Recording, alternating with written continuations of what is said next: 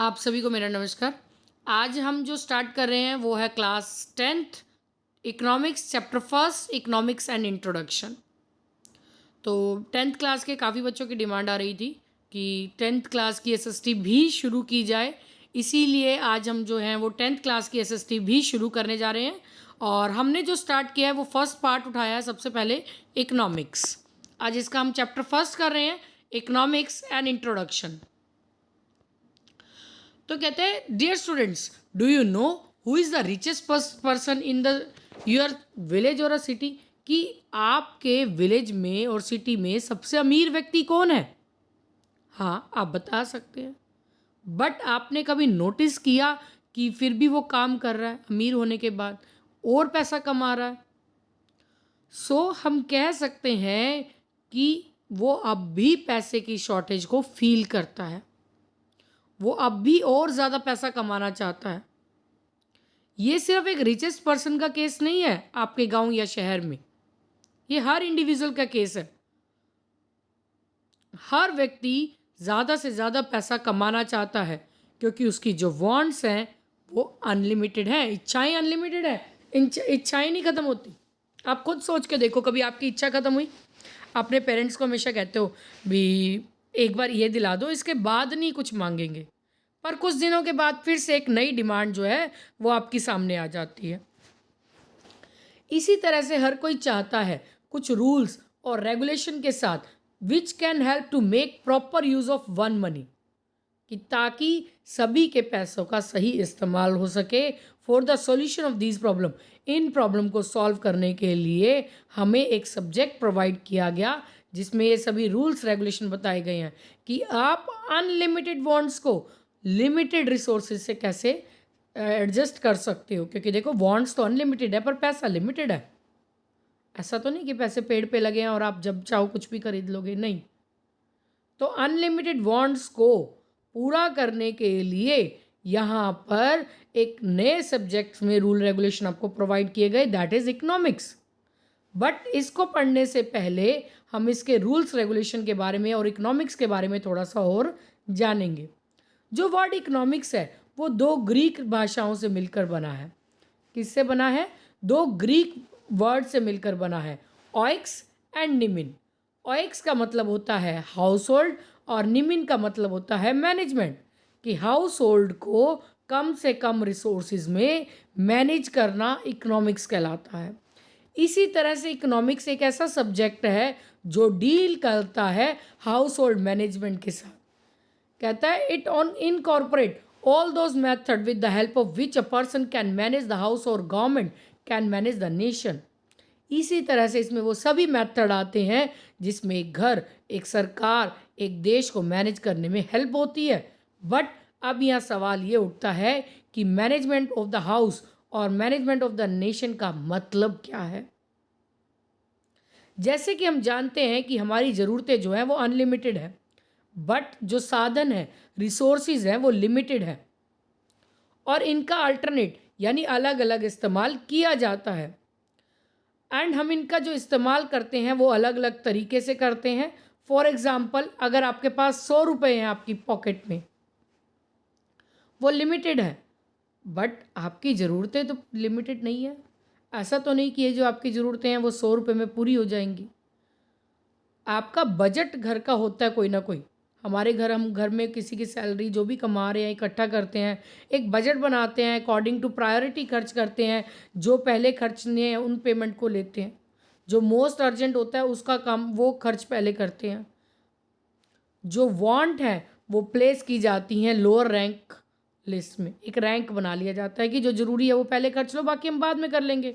इसी तरह से सरकार भी बजट बनाती है अपनी अर्थव्यवस्था को चलाने के लिए, क्योंकि सेम कारण है कि जो इनकम है गवर्नमेंट की वो लिमिटेड है, पर जो ज़रूरतें हैं वो अनलिमिटेड है।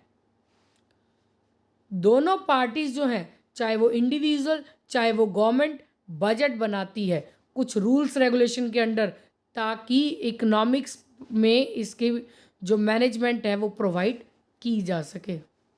इसके बाद इकोनॉमिक्स में का मतलब होता है हाउस होल्ड मैनेजमेंट। ये डील करता है किस तरह से इंडिविजुअल या स्टेट की लिमिटेड रिसोर्सेज को कैसे एडजस्ट करना है आपकी अनलिमिटेड वांट्स के साथ। उसके बाद आपको डेफिनेशन दी गई है। इकोनॉमिक्स जो है एक बहुत ज़्यादा वाइड सब्जेक्ट है, तो इसलिए एक सिंगल डेफिनेशन में इसको बताना पॉसिबल नहीं है। तो सबसे पहले आज इसकी हम पढ़ रहे हैं wealth definition.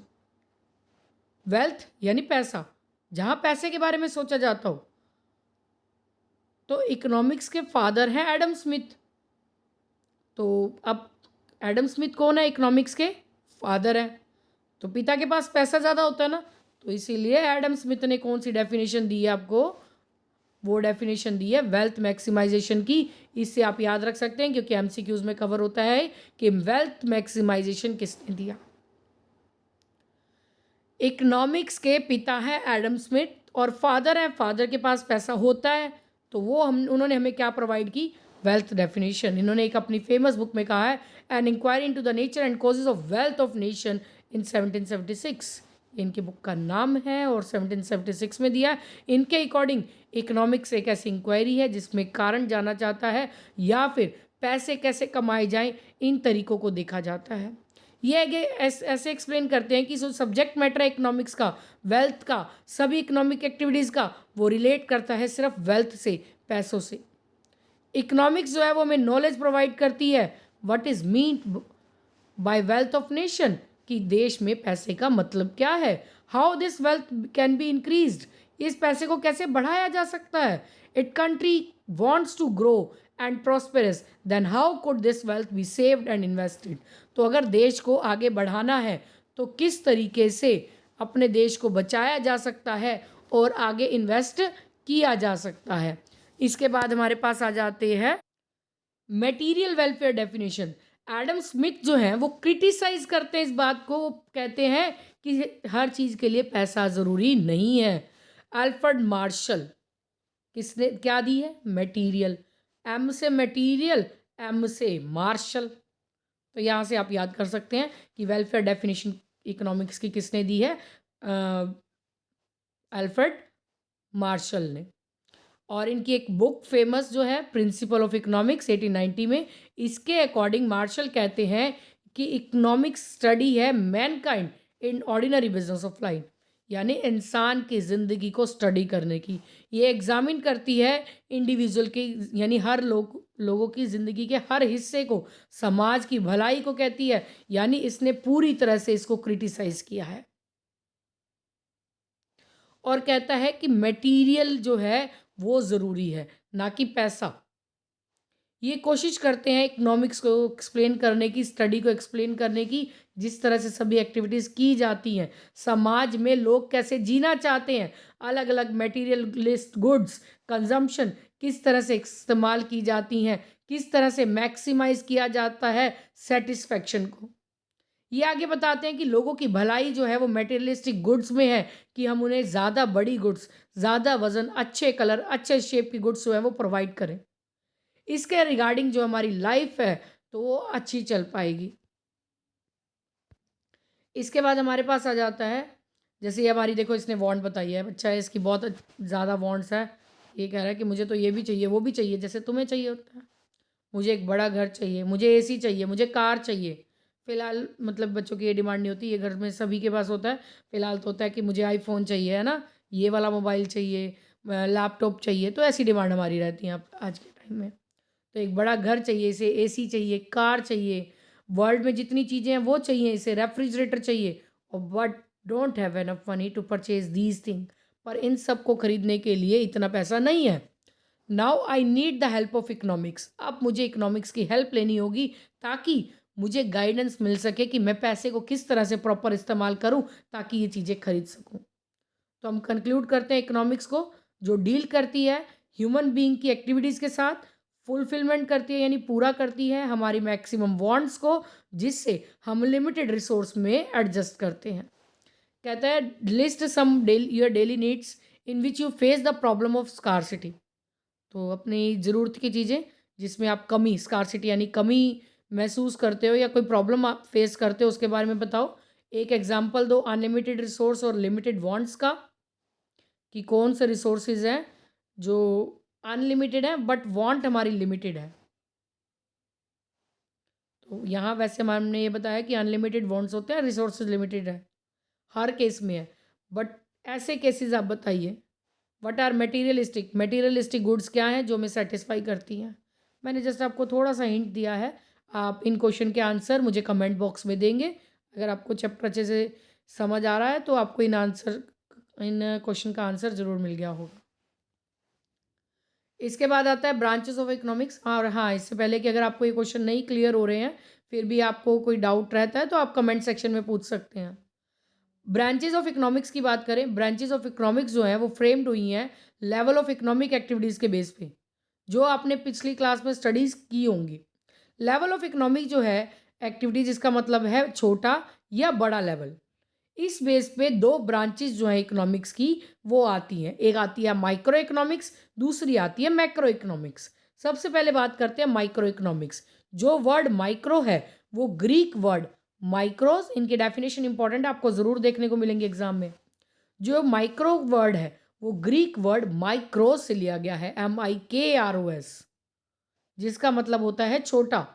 So micro economics जो है वो स्टडी करती है इकोनॉमिक एक्टिविटीज़ को स्मॉल लेवल पर। इकोनॉमिक एक्टिविटीज़ किसी इंडिविजुअल या फिर हाउस होल्ड लेवल पर है। सब्जेक्ट मैटर जो है इकोनॉमिक्स का वो इंक्लूड करता है थ्योरी ऑफ डिमांड को, थ्योरी ऑफ सप्लाई को, थ्योरी ऑफ प्रोडक्शन और थ्योरी ऑफ कॉस्ट को।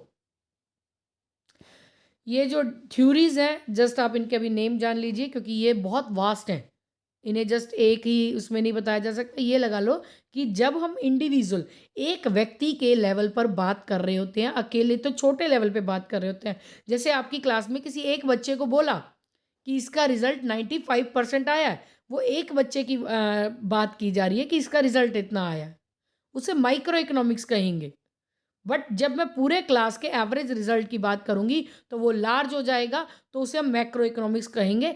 आप इसे स्मॉल और लार्ज में समझिए। जो वर्ड मैक्रो है वो भी ग्रीक लैंग्वेज से लिया गया है, मैक्रोस, MAKROS, जिसका मतलब होता है बड़ा। सो मैक्रो इकोनॉमिक्स जो है वो स्टडी करती है इकोनॉमिक एक्टिविटी को लार्ज स्केल पर। जो सब्जेक्ट मैटर है मैक्रो इकोनॉमिक्स का, उसमें टोटल, एग्रीगेट का मतलब होता है total, total demand, total supply, total consumption या फिर हमारे देश की इनकम। आगे चलते हैं। Concept related to macro economics, क्या क्या कंसेप्ट आते हैं मैक्रो इकोनॉमिक्स में। सबसे पहले आता है कंजम्पशन। जनरली हम कंजम्पशन जो है वो कंसीडर करते हैं ईटिंग समथिंग, कुछ खाना, कंज्यूम करना। बट इकोनॉमिक्स में कंजम्पशन का मतलब है means to various use types of goods, यानी साधनों का अलग अलग तरह से इस्तेमाल करना गुड्स और सर्विसेज का अपनी रोज़ाना ज़िंदगी में।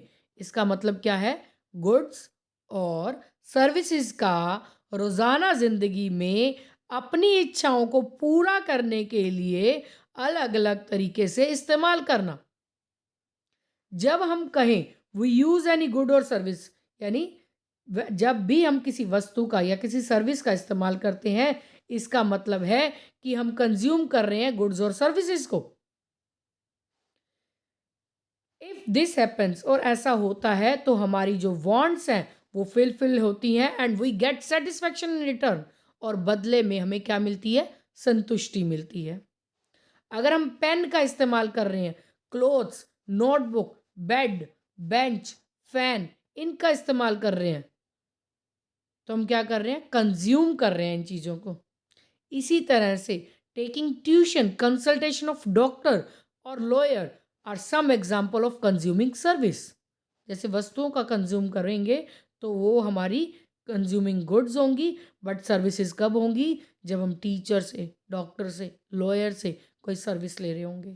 जो पार्ट है इनकम का वो खर्च किया जाता है कंजम्पशन के लिए, उसे कंजम्पशन एक्सपेंडिचर कहा जाता है। मान लो आपकी 50,000 इनकम है, जिसमें से आपने 30,000 रुपये परिवार की ज़रूरतों को पूरा करने के लिए किया है, परिवार की वांट्स को सेटिस्फाई करने के लिए कंज्यूम किया है, उस खर्चे को हम कहेंगे कंजम्पशन एक्सपेंडिचर।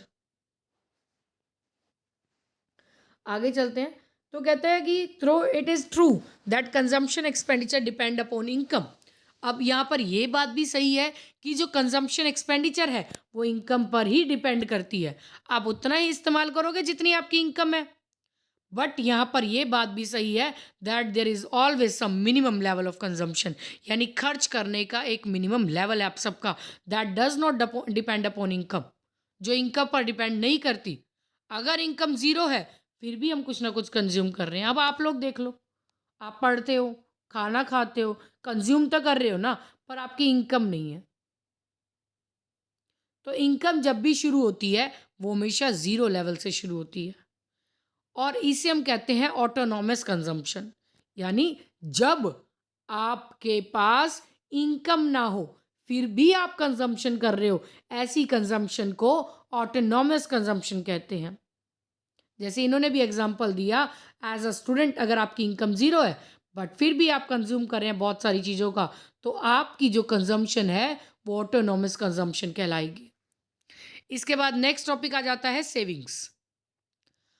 हम में से हर कोई अपने पास जब भी पॉकेट मनी मिलती होगी कुछ ना कुछ बचा के रखते हो। सो जब भी हम कुछ पैसा मिलता है या कुछ इनकम आती है तो उसका कुछ हिस्सा हम सेव करते हैं फ्यूचर के लिए, अपनी सेफ्टी के लिए। सेविंग जो है वो हमारी इनकम का ही हिस्सा है। कौन सा? जो हमने नहीं खर्चा।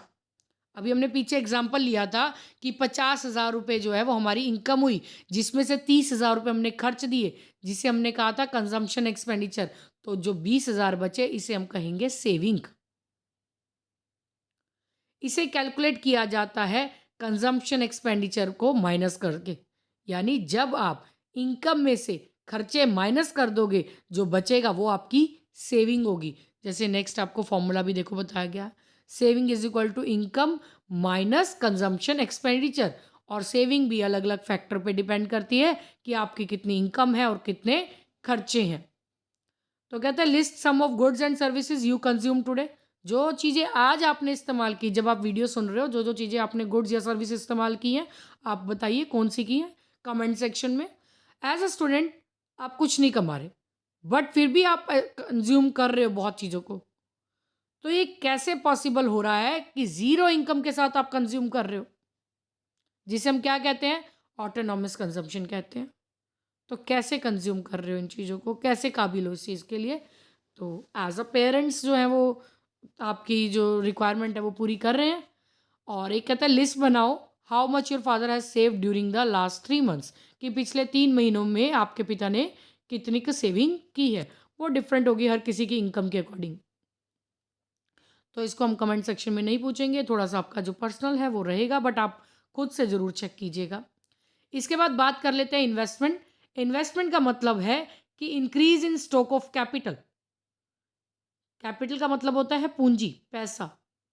तो इन्वेस्टमेंट का मतलब है कैपिटल का बढ़ना एक टाइम पीरियड में। जनरली ये जो टाइम पीरियड है उसे 1 साल लिया जाता है। स्टॉक ऑफ कैपिटल का मतलब है अमाउंट ऑफ कैपिटल गुड्स, यानी वो वस्तुएं जो लंबे समय तक आपके पास रहेंगी, जैसे कि मशीन एक प्रोड्यूसर के पास लंबे समय तक रहती है। जब भी स्टॉक में बदलाव आएगा तो कैपिटल गुड्स में बदलाव होगा। इसका मतलब है कि प्रोड्यूसर जो है वो खर्चा कर रहा है, क्या कर रहा है? और इन्वेस्ट कर रहा है, पैसे लगा रहा है कि ज़्यादा से ज़्यादा गुड्स बना सके, ज़्यादा से ज़्यादा मशीनें खरीद सकें। ऐसे एक्सपेंडिचर को कहते हैं इन्वेस्टमेंट एक्सपेंडिचर। जो कंज्यूम करते हैं उसे हम कहते हैं कंजम्पशन एक्सपेंडिचर। जो और पैसा लगाते हैं अपने बिजनेस को बढ़ाने के लिए उसे हम कहते हैं इन्वेस्टमेंट एक्सपेंडिचर।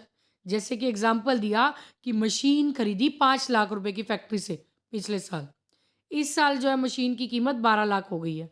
इसका मतलब खर्चा जो है वो अब 7 लाख रुपए और बढ़ जाएगा। तो बढ़ गया मीन्स एक्सपेंडिचर किस पे हुआ? इन्वेस्ट करने पे हुआ। पहले 5 लाख की मशीनें थी हमारे पास, इस साल 12 लाख की है, यानी मैंने 7 लाख रुपए और लगाए हैं ताकि मैं और मशीन खरीद सकूं। ऐसे खर्चे को हम इन्वेस्टमेंट एक्सपेंडिचर कहेंगे। आगे चलते हैं। The amount of expenditure on roads, means of transportation, machine, technology, factory, building etcetera, ये सब एग्जाम्पल है इन्वेस्टमेंट का, क्योंकि ये क्रिएट करते हैं change in stock of capital, यानी आपकी एसेट में बदलाव, आपकी प्रॉपर्टी में बदलाव लेकर आते हैं।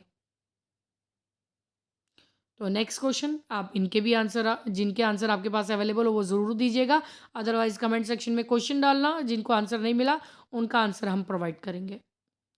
नेक्स्ट आ जाता है इन्फ्लेशन। जब किसी वस्तु की कीमतें लगातार बढ़ती चली जाएं, एक्सपैंड होती चली जाएं, उस समय को हम कहते हैं इन्फ्लेशन। जैसे कि बैलून हम फुला रहे हैं, हवा भर रहे हैं उसके अंदर, तो जैसे जैसे हवा भरते चले जाएंगे, जब वो लगातार बढ़ता चला जा रहा है तो उसे हम कहते हैं इन्फ्लेशन। तो हमें बैलून को फूलना है तो लगातार हवा तो भरनी पड़ेगी। सेम इन्फ्लेशन में होता है इकोनॉमिक्स में। जनरली इन्फ्लेशन का मतलब क्या होता है? कीमतों का बढ़ना, जो जैसे मैंने अभी आपको बताया, आपकी भाषा में यही है, इन्फ्लेशन से आप यही मतलब जानते हो, बट इकोनॉमिक्स अलग है, ये इसका अलग रिप्लाई देगी। कहता है if the prices of different goods and services rise at one time and fall at another time, इसे इन्फ्लेशन नहीं कहेंगे। बट अगर प्राइस जो है गुड्स और सर्विसेज का लगातार बढ़ता है लंबे समय के लिए, तब हम इसे इन्फ्लेशन कहेंगे। ऐसा मत सोचना जैसे आज किसी सब्जी के भाव जो है वो बढ़ गए, किसी सब्जी के रेट बढ़ गए हैं तो इन्फ्लेशन हो गया, कल मार्केट गए कम हो गए तो वो डिफ्लेशन हो गया। नहीं, जब लगभग 6 महीने तक लगातार कीमतें बढ़ती ही चली जाती हैं, कम नहीं होती, लॉन्ग पीरियड में ऐसा होता है, तो इसे इन्फ्लेशन कहते हैं। और यहाँ पर यह भी सही है कि इन्फ्लेशन जो है वो हमारी इकोनॉमी के लिए हर बार बुरा नहीं होता। अगर कीमतें बढ़ रही हैं तो इकोनॉमी के लिए कहीं ना कहीं अच्छा भी होता है। ज़्यादा कीमतें मिलेंगी तो ज़्यादा प्रोडक्ट बना पाएंगे। It is only a high degree inflation. ये कब होता है? जब ज़्यादा इन्फ्लेशन हो, वो हमारी इकोनॉमी के लिए बैड हो रहा है। थोड़ी बहुत कीमतें बढ़ रही हैं, अच्छी बात है ना, तो कीमतें बढ़ेंगी तभी मार्केट में पैसा आएगा, तभी देश के लिए और पैसा लगाया जाएगा। पर जब इन्फ्लेशन यानी 10 की चीज़ कोई सीधे 500 की हो जाए तो हाई डिग्री इन्फ्लेशन हमारी इकोनॉमी के लिए बैड है। हाँ, बट कोई 10 की चीज़ है, अब 40 तक की हो गई है, 40-50 तक की, तो उसे हम हाई डिग्री इन्फ्लेशन नहीं कहेंगे। ये देखिए आपको ग्राफ दिया हुआ है, इन्फ्लेशन कब कब आया है इंडिया में, 2019 से लेकर 2022 तक। उसके बाद कहता है कि इन्फ्लेशन जिसमें आपको अभी रिसेंटली देखने को मिला है, आप वेजिटेबल में देख लीजिए, अभी टमाटो का भी पीछे हमने प्रॉब्लम फेस की थी जब 250 से 300 रुपये किलो हो गए थे। और इन्फ्लेशन गुड है या नहीं, आप बताइए आपकी नज़र में कैसा है, कि कीमतें बढ़नी चाहिए या नहीं बढ़नी चाहिए? आप इसे 2 और 3 लाइन में कमेंट करके बता सकते हैं। इसके बाद type of inflation, mainly 2 type जो है इन्फ्लेशन की एक्सेप्ट की जाती हैं। पहली आती है डिमांड पुल इन्फ्लेशन, दूसरी आती है कॉस्ट पुश। पुश है रजे, पुल पुश नहीं है, या पुश है, PUSH। डिमांड पुल का होता है जब एग्रीगेट डिमांड जो है हमारी इकोनॉमी में ज़्यादा होती है सप्लाई से। डिमांड यानी किसी वस्तु की मांग हम मार्केट में कर रहे हैं पर वो वस्तु मार्केट में कम मिल रही है, तो डिमांड ज़्यादा है सप्लाई से, उसे डिमांड पुल इन्फ्लेशन कहते हैं। इसमें गुड्स की शॉर्टेज हो जाती है मार्केट में, सो जो क्या करते हैं एंटरप्रेन्योर बिजनेसमैन, कीमतें बढ़ा देते हैं गुड्स की ताकि ज़्यादा प्रॉफिट कमा सके। उसके बाद कॉस्ट पुश इन्फ्लेशन, जब कॉस्ट जो है गुड्स की प्रोड्यूस की जा रही है प्रोड्यूसर के द्वारा और वो बढ़ जाए, तो उस टाइम जब कीमतें बढ़ती हैं तो उसे कॉस्ट पुश इन्फ्लेशन कहते हैं। क्यों की जाती है? ताकि अपना प्रॉफिट मेंटेन किया जा सके। पहले मैं कोई चीज़ अगर प्रिपेयर कर रही थी ना तो मुझे 10 रुपए की पड़ रही थी, आज अगर मैं उसे बनाती हूँ तो मुझे 15 की पड़ती है, तो मुझे कीमतें तो बढ़ानी पड़ेंगी ना। क्यों? क्योंकि मुझे वो चीज़ 15 की पड़ रही है।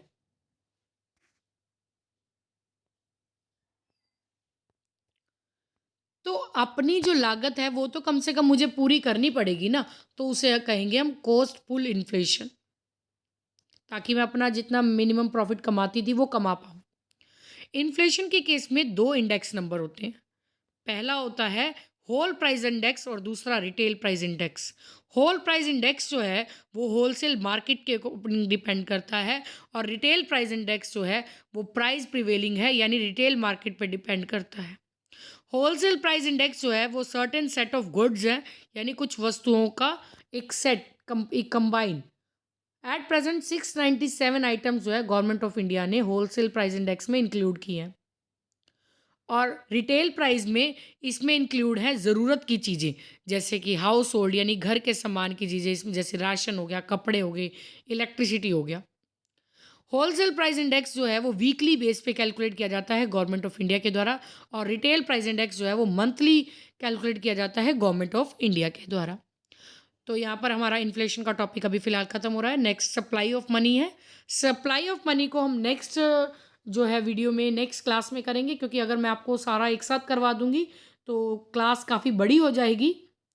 तो हम चाहते हैं कि आप जितना भी कर रहे हैं उतना डिटेल में डीपली करें, ताकि आपके कंसेप्ट क्लियर होने चाहिए। क्रैम करने की ज़रूरत नहीं है कुछ भी। आप कंसेप्ट क्लियर करेंगे ना, तो आपको सब कुछ खुद से याद रहने शुरू हो जाएगा।